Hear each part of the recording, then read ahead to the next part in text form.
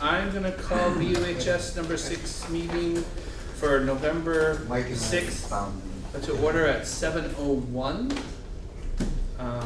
And we will start as we normally do with the clerk's report and approval of the minutes from our October 16th meeting. Is there a motion? Move approval of the October 16th minutes. Is that a second, Mike? Yes. Okay, moved and seconded. Is there any additions, deletions, corrections from those minutes? Seeing none, all those in favor? Aye. Opposed or abstentions? Abstain. Abstaining. Both related to absence? Yes. Yes. Great.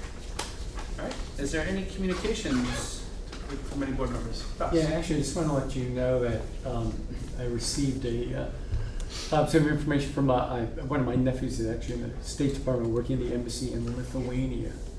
And he has alerted me and the council in that office of a school-to-school program that Lithuania is pushing.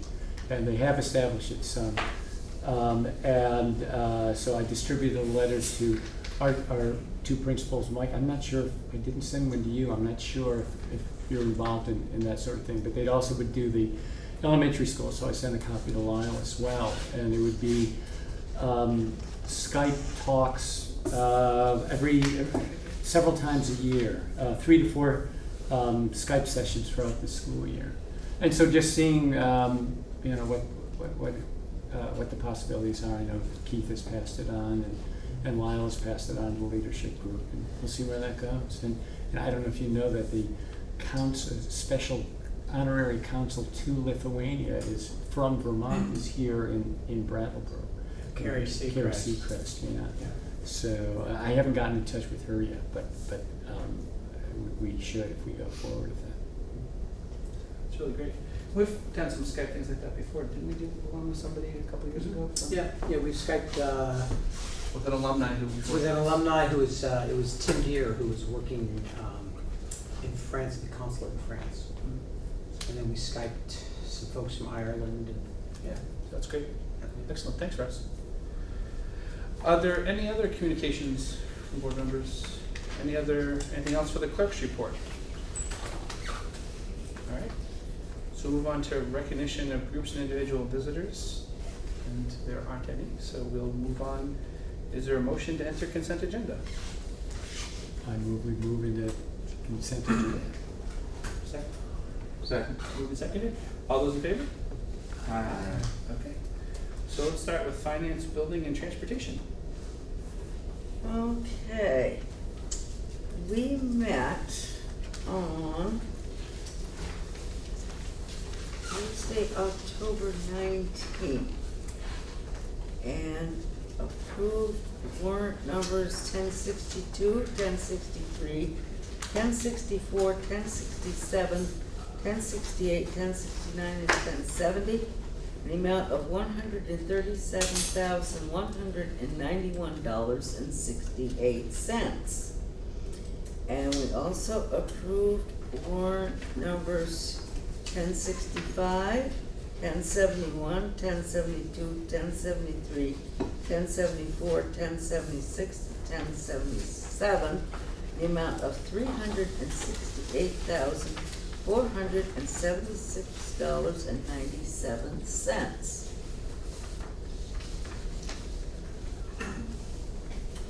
We also approved payrolls on August 4th in the amount of $422,656.57. August 18th, $416,445.33.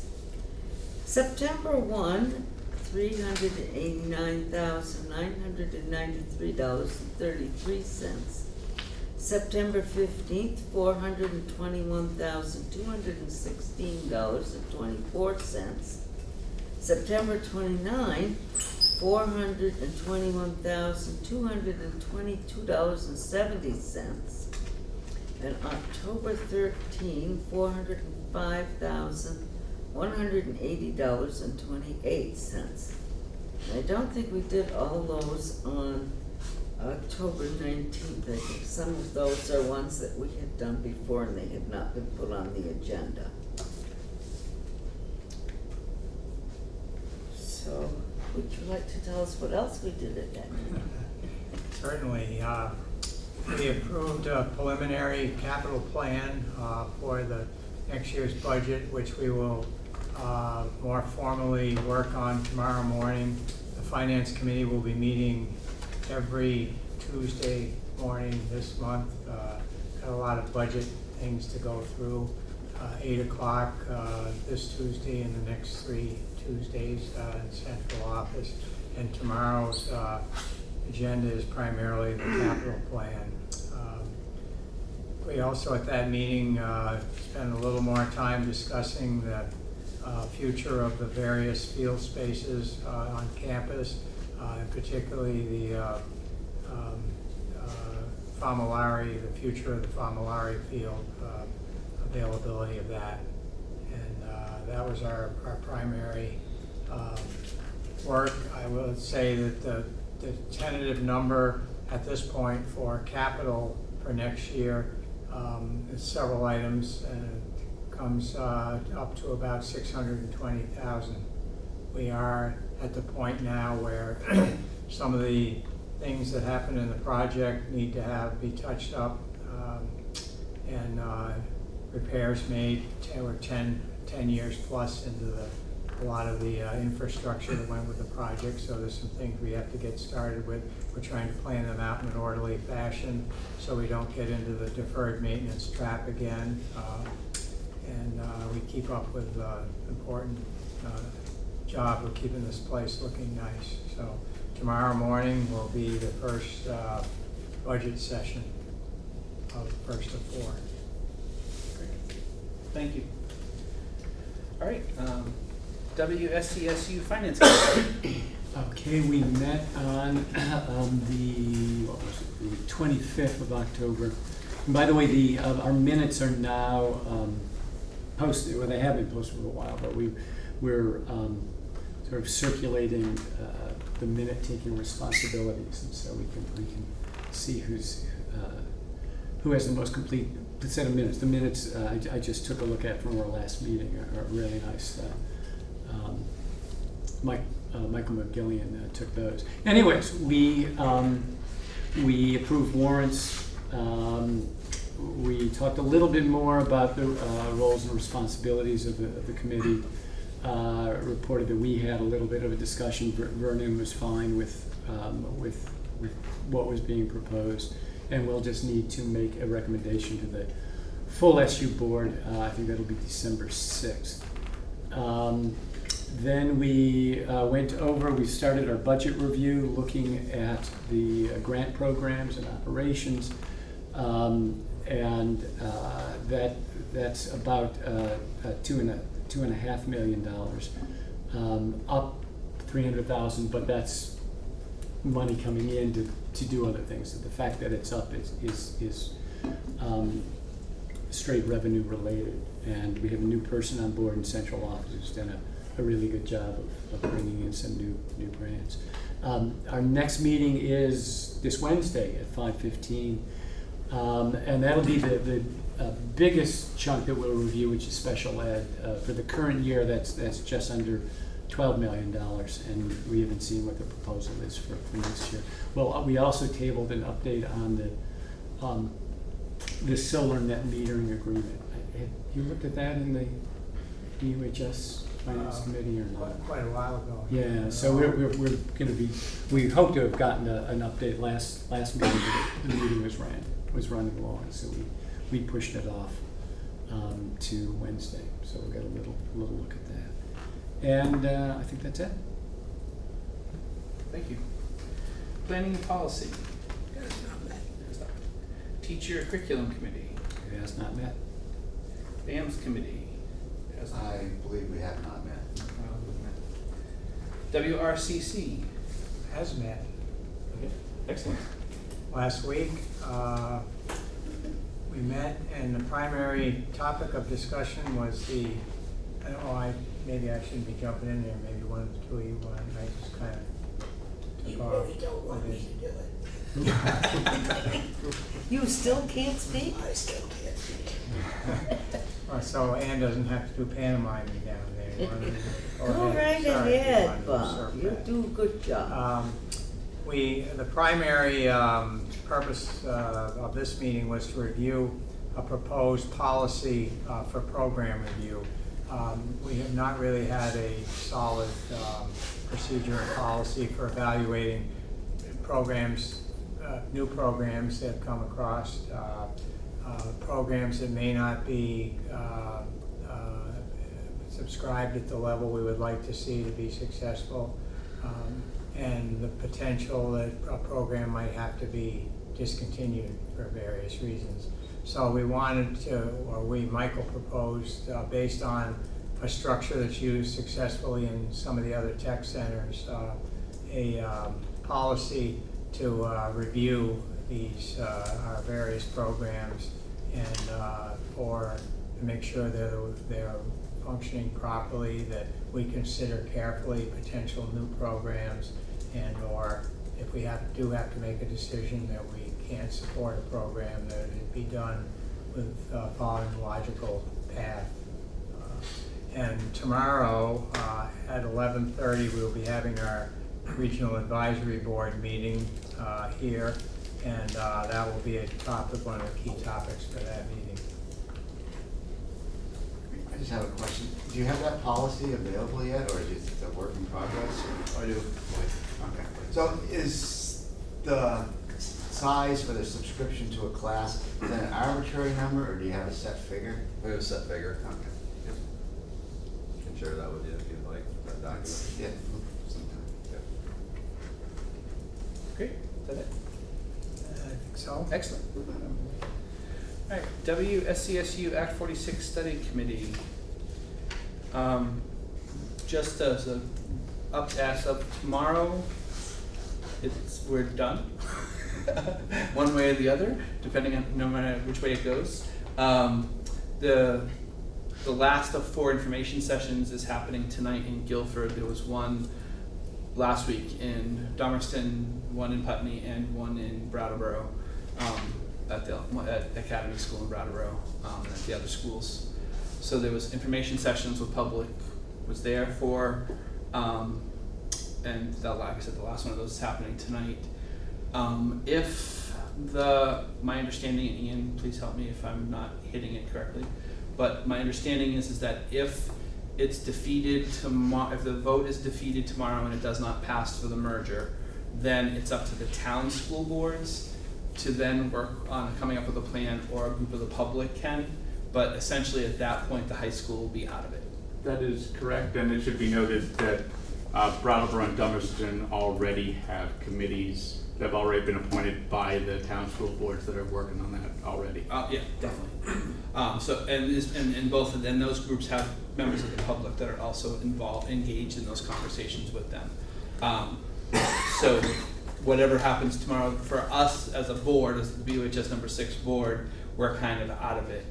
Ian and I got pulled into this a couple of years ago, essentially because based on population, Brattleboro needed to have 5 elected representatives to the study committee, and we were willing at the time to be Brattleboro reps, so that basically every Act 46 study committee wasn't also a Brattleboro school board meeting, Brattleboro town school board meeting. So, What do you mean we're out of it? well, because the way the statute reads is because we're a union high school.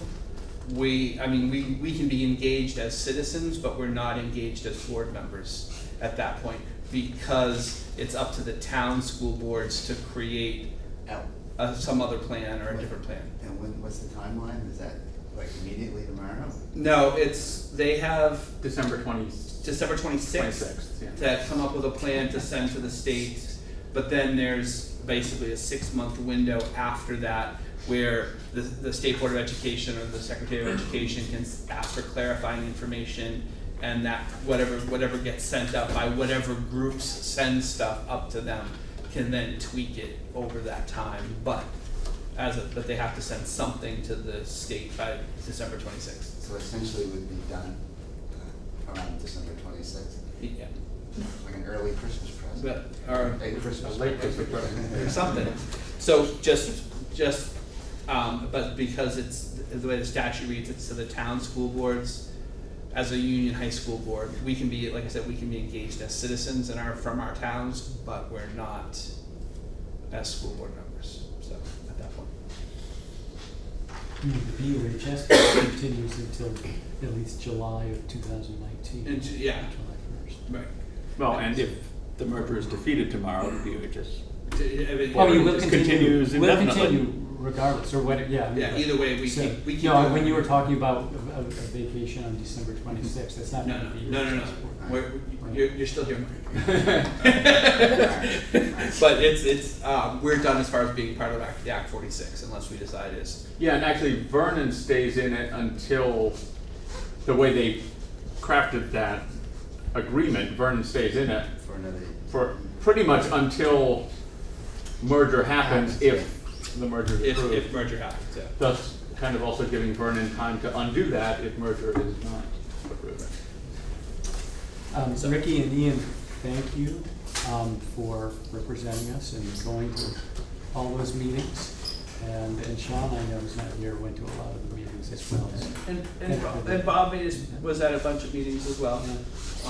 So that was, I mean, and Ruth, was it last week at you were at the Dummerston meeting Yeah, I last was week? at the Dummerston Yeah, meeting thank you. last week. Which was nice. And I gotta say, I mean, and I won't speak for anybody else that was on the committee, but I learned a lot about the way that our town, my town, being Brattleboro, how the town school board runs, but also about how our neighbors run. I went into this with some assumptions that were quickly dispelled for me personally. And so, even though I've been a representative to WSCSU board before and things like that, I learned a lot in this process. I will also say too that I really only had one opinion, was gonna go to say one thing, and then I found out that I was on the committee, and it was the committee you can't get off. So it was Hotel California, I checked in and I was there, so, but anyway.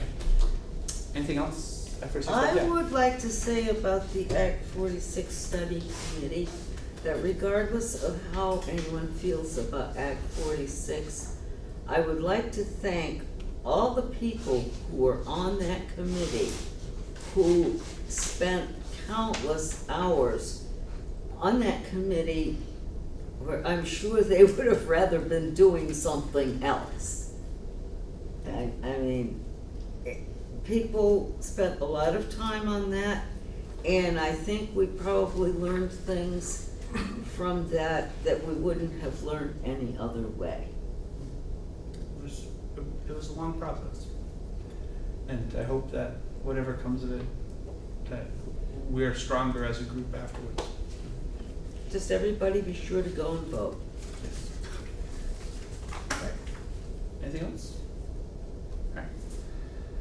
So is there a motion to approve consent agenda? So moved. Second. Second moved and seconded. All those in favor of approving consent agenda? Opposed or abstentions?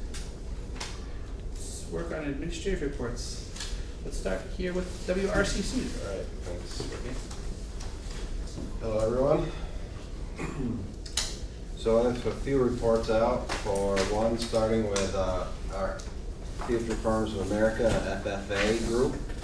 Attended the soils and land judging competition with their students and their colleagues across the state and VTC in Randolph about a week and a half ago.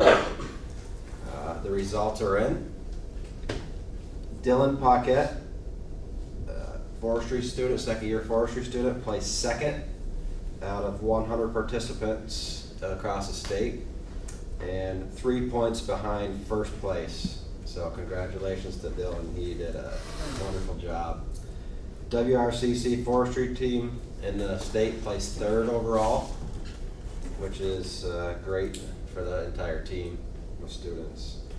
This year was very competitive. Only 24 points separated the first place individual and the 20th place individual overall. All of the students represented WRCC very well, and we're very proud of all of the students that participated. And Mr. Nelson, Errol Nelson, is our forestry teacher and his FFA advisor, and he does a wonderful job directing our students within the area of natural resources. He's just starting his second year this year, and it seems like he's been teaching for 24 years. So hats off to Mr. Nelson. In a couple of weeks, our Future Business Leaders of America students, Melanie Dow, Megan Ferret, Orion Stone, Gavin Waite, and Olivia Shirt, with advisor Mary Beth Cornell, will be attending the National FBLA Fall Conference, which will be held in New Orleans, Louisiana, for a week. This is a great experience for the kids. They had fundraised their own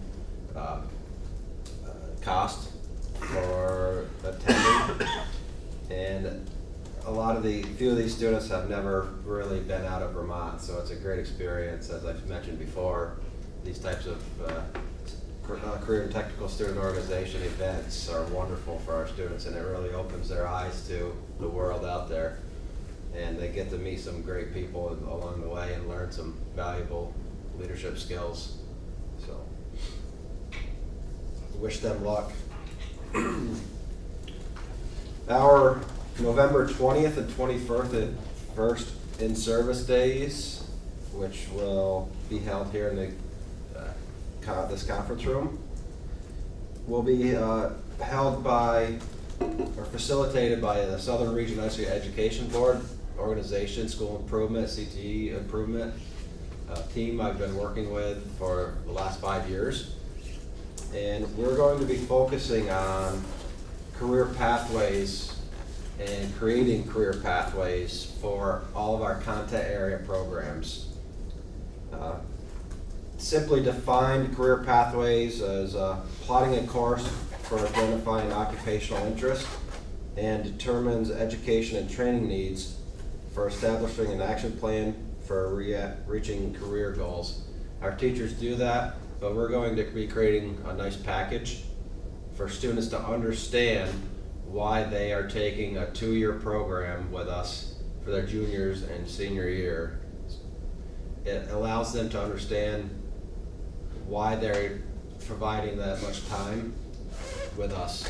And the goal is to provide them a nice foundation for post-secondary education or a leap right into a chosen career field.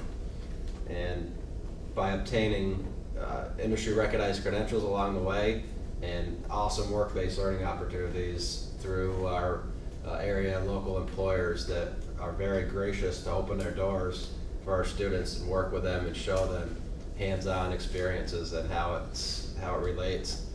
And we have some very great success stories in that field. So we want to continue that and encourage parents to really think about their students' decisions when it comes to career technical education. A lot of parents and families can't afford college tuition these days, and this is a great opportunity for students to participate in. And starting pay in some of these professions is $30,000 to $60,000 right out of high school. The data we see every day. So there'll be more to come with that and this work that we're doing. This is one reason why we switched to a new model this year for our schedule change. And I'll be sharing more and more of the success stories with you all. And that's it. So thank you. Moving on to the high school. Thank you. Start with a couple of field trips first. Our art department has taken a couple of field trips. First, they went to Mass MoCA with the advanced studio class. They took a special tour and got to do some critical analysis and some work with a docent and also with some of the artists on site there. They also went to GCC the same day for Portfolio Day. 12 students participated in college level portfolio reviews and got feedback on their work. And as you might figure, some of them actually looked at GCC and are considering that as a post-secondary opportunity. In music, we had 28 BUHS musicians and 5 band singers earn acceptance into the Connecticut Valley District Honors Ensembles. They'll be rehearsing and performing with students throughout the southeastern Vermont, and that will take place on November 17th and 18th. Also, the BUHS Fall Concert is November 15th, and that will be the first official concert of our new choral teacher, Elise Wadsworth. So I'm sure she's not nervous at all. She's pretty excited about it, in fact, and she's starting a trend or a tradition where she wants to feature a piece by a female composer at every single show, which I thought was a nice touch. And I'm looking forward to kind of seeing her make her mark on the choral program as time goes on. Last week we also had Charlie Brown for 2 nights. Small crowds, but well received, and the crowds were pretty enthusiastic about it. And Elise and Bob Cransky did a great job of directing that. Last week, on Wednesday, we inducted, finally, 36 members into the National Honor Society. That will be our only induction of the year, and we had some phenomenal induction speeches, some of them very heartfelt. When you listen to a person inducting their best friend into Honor Society, it's a pretty special moment. And some of the speeches were absolutely inspiring, and it was great to see. Steve, so because often in the spring there's an induction for juniors, but that's not happening this year. We're doing one induction a year now. Okay. Yeah. It's kind of cool to see 30, all 36 students and their parents and their families, and it's kind of a robust turnout. It's kind of nice to see that. Last Thursday, we hosted our first of several parent education nights about proficiency-based learning and proficiency-based graduation requirements. We had about 40 parents show up, had some great questions along the way.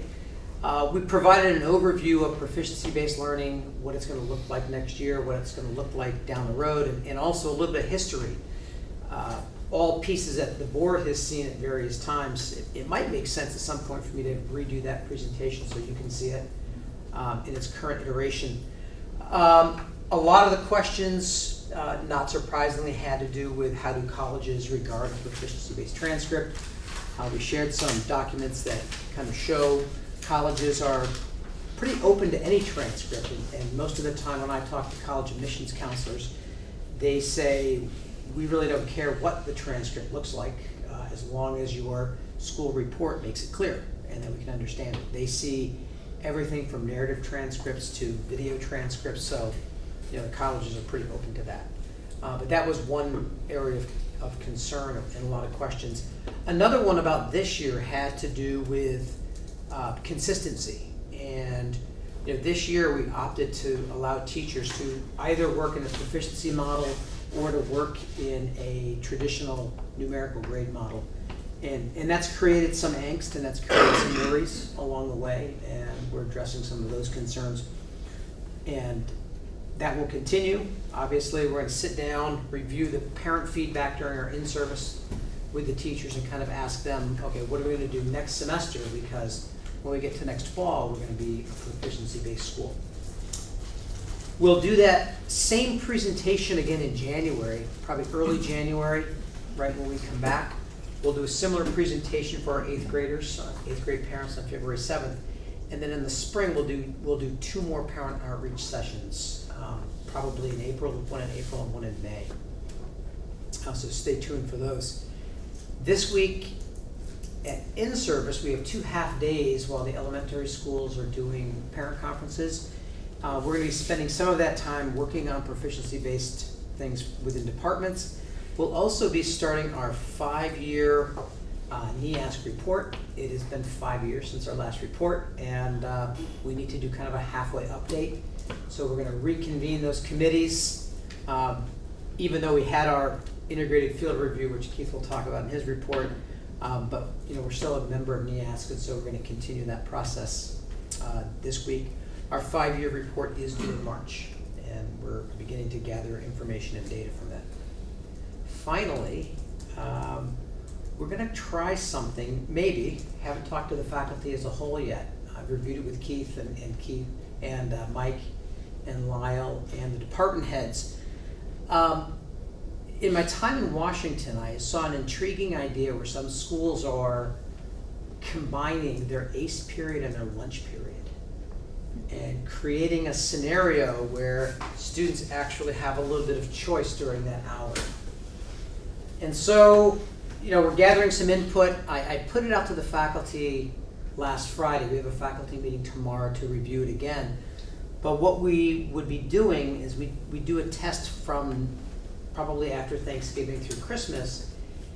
And that model would be from 11:30 to 12:40. We'd have an open cafeteria. Students could get lunch when they're ready to get lunch.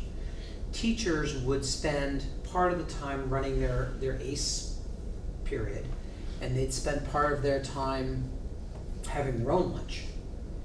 And so we'd kind of divide the faculty up into two halves. During that time, students could have lunch, they could hang out with friends, they could work independently. We've created a maker space in the library they could use, and teachers have talked about doing some ongoing activities during that time on their own. I'll know more after tomorrow's faculty meeting. We might try it, we might not, but I want to give you a heads up. If people said, oh my gosh, we have an hour for lunch now, it's not really an hour for lunch, but during that time they can get their homework done. So it's an experiment. A school of 4,000 in Florida does it. So talking to that principal and finding out how they kind of made it through. But we might try it. I'll keep you posted. So thanks. Okay. BAMS. Hi, everyone. Hopefully be fairly brief this evening. Steve had mentioned an integrated field review. So on November 1st, our SU was our date. And Julianne Egan, who's our new curriculum coordinator, and she did all of the organization for it. It was an incredible amount of work. She did an outstanding job. And basically, is it every school in the state is participating, or is it every school in the state? Yeah. The Southeast region is the pilot right now. Right. Okay. So we're part of this. There were like Bellows Falls and Mill River, and these varying schools in the South are all kind of studying each other. So we have a team of BAMS had a team of teachers that was part of a IFR for another school. The high school had a group of teachers. Mike, did you have a group of teachers? So we sent our teachers to other schools, and other schools sent teachers to us. And November 1st was our SU's day. So every school in the SU had visitors on November 1st. And we all created schedules for them, and the visitors, I had 3 at BAMS in the morning and 2 more in the afternoon. Each of us created a schedule for those teachers. We used students and other staff to kind of help them find their way around and introduce them. They conducted interviews, they observed classes, they asked questions, they met with parents, they met with students, and they learned a lot about our school. And so they take the collective information for the SU, and they'll put together a report for us on what they found. It's meant to be very proactive, highlighting the things that we're doing really well and trying to learn from each other is what I gather what they're looking for in results. It's not school specific, so they can't say, BAMS is the best school in the earth or whatever, They're looking at our SU. I can say that it was very, very successful at BAMS. I was very happy with the way it went. And I've heard good things throughout the SU. And I would say that a lot of that had to do with the leadership from Lyle and Julianne, and organizing it so well. And then many participants from our individual schools, teachers who participated on the other end. So overall, it was a good experience. And I'll be curious to see what the results were. Julian's also been organizing some proficiency work at the middle grades level. High school moving ahead of us with really getting into the proficiencies. And we've been a little slower to jump on that. And part of that was we needed somebody like Julianne and Lyle to jump on this and organize it at the top level, which they have done and they are doing. And so our teachers are now meeting with Dummerston and Putney teachers in a very structured, organized way to create proficiencies for social studies, for English, for math, for phys ed, for tech ed that are common. And we're also pulling, so the middle grades is really 6, 7, 8. So we're pulling 6th grade teachers and middle school teachers, getting them together in the different content areas and working through a process to decide on these proficiencies. We really need to have common ways, common things that we're assessing students on, and so making some great progress. And Julianne's created, or I assume it's Julianne, created a website that has all the information hosted for us and organized and with notes and everything, so it's really great. We're starting our second round. Last fall, we did student-led conferences for the first time. They were for 7th and 8th grade, completely student-led. We shifted that slightly this year. We're going to do a little more teacher-led for 7th grade in the fall. 8th grade will be mainly student-led. The 7th grade this spring, so one big change is we usually have one set of conferences in the fall and that's it. We're going to do 2 conferences, one in the fall and one in the spring. 7th grade in the fall is going to be mainly teacher-led, but 7th grade in the spring will be student-led. This fall will be 8th grade. 8th grade will be student-led. That's all, hopefully not too confusing. 8th graders have had more time to develop their personalized learning plan, and they're more prepared to speak about their learning. In the 7th grade, we wanted to make sure that all parents had a chance to really meet the teachers and be able to talk about their first few months as a parent and as a teacher and their experience with that child. So we're excited to do that. We've been signing parents up and our slots are really starting to fill up now, and those are happening.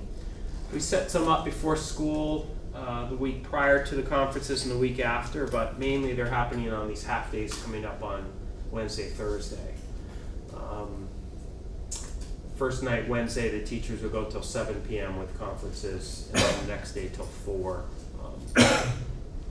And last but not least, our fall concert is tomorrow evening. I believe it's 7 p.m. And students are going to do a show for bands during the day at the afternoon tomorrow. So excited about that. You're all welcome. And that'll be Elise's first concert at bands. So, any questions? All right. Thank you. I don't have anything from central office, do you? Anybody have anything from central office? Okay, so there's nothing from central office. And I don't have anything as the board chair.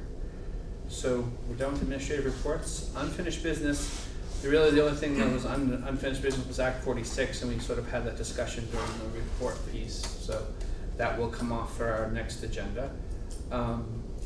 Is there anything else under unfinished business? Yes. Well, I just want to recognize that Mr. Franz Reichman is here, I assume representing the Town Finance Committee. And you missed the Finance Committee report, but I was just wondering if you had received the schedule for budget meetings the next 4 Tuesdays. See you at 8 o'clock tomorrow morning. Okay, so you've Yes. received it, okay. Do you know about the SU Finance Committee meetings? 5:15 on Wednesday? Okay, I'll see you there. Yeah, so my one-word answer to your question is yes. Good. Great. Anything else under unfinished business? Anything under new business? None? Okay. Excellent. Mr. Chairman, Yes. I move we adjourn. All right, is there a second? Second. Moved and seconded. All in favor? Aye. We are adjourned. See you in 2 weeks.